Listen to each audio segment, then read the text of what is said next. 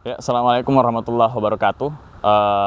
Teman-teman peternak dimanapun berada. Di video sebelumnya kita sudah memaparkan bagaimana komparasi antara rumput pacong dan juga silase jagung. Ya, kita sudah menjelaskan dari sudut pandang nutrisi seperti apa. Nah, pada kesempatan kali ini kita akan coba memaparkan bagaimana efek dari keduanya, mana yang kemudian paling bagus ketika diberikan ke ternak perah. Pertama, sebelum saya menjawab itu, ya, ada hal yang kemudian perlu kita luruskan ketika kita berbicara tentang pakan secara umum yang kita berikan ke ternak. Jadi ketika berbicara nutrisi pakan, ya, itu kita berbicara total pakan yang kemudian kita berikan ke ternak.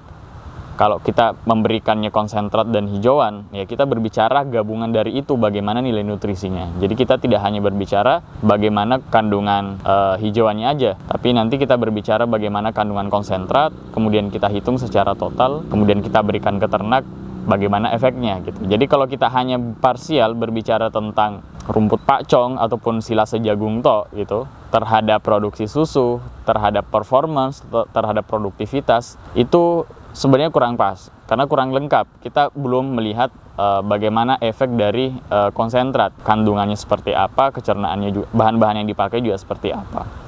Nah, itu yang penting kita pahami, ya. Jadi berbicara ransum, berbicara pakan, itu adalah total, ya, pakan yang kita berikan ke ternak. Nah, kemudian ketika berbeda sumber hijauannya ini, kita berikan pacong, kemudian ternak yang lain kita berikan silase jagung, efeknya seperti apa.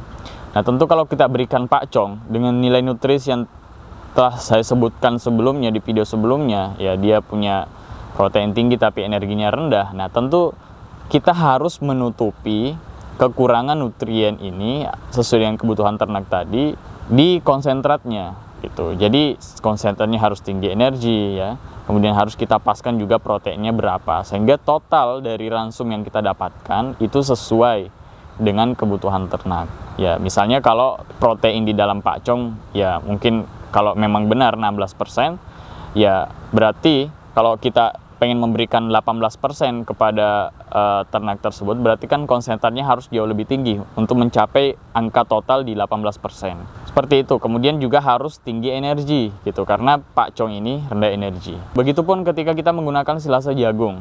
Ya, kita sudah tahu silase jagung itu ya proteinnya sekitar 8% atau 9%. Kemudian energinya tinggi gitu kan. Karena ada seratnya juga ada dari starch atau karbohidrat sederhananya. Energinya dari situ. Sehingga ya kita harus menyeimbangkannya di konsentrat. Ya, jadi dia harus tinggi protein, kemudian total energinya seberapa di jagung, cukup atau tidak nanti kita seimbangkan juga di konsentrat. Termasuk kalau memang nanti teman-teman mau menghitung lebih spesifik, ya kebutuhan vitamin ternak seperti apa. Nah, di bahan ini bagaimana keseimbangannya. Nah, nanti kita tutupi juga di konsentrat. Itu secara umum. Nah, tetapi kalau kemudian ya konsentratnya ini anggaplah tinggi protein, ya, kemudian energinya juga baik.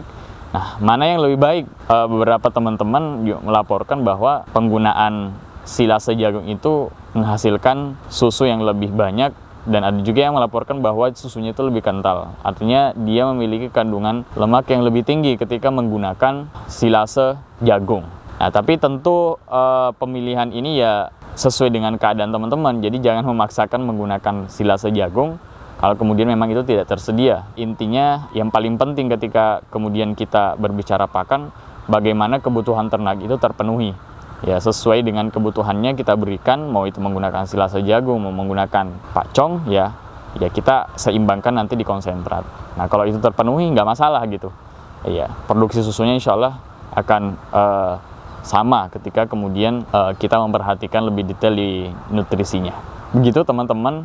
Jadi silakan teman-teman simpulkan sendiri mana yang terbaik, dan lebih baik ini dikonfirmasi dengan praktek langsung di kandang masing-masing gitu, seperti apa dampaknya, karena bisa jadi uji coba di sini atau di tempat lain itu bisa juga berbeda. Baik, mudah-mudahan video ini bermanfaat bagi teman-teman semua. Terima kasih, semoga bermanfaat. Assalamualaikum warahmatullahi wabarakatuh.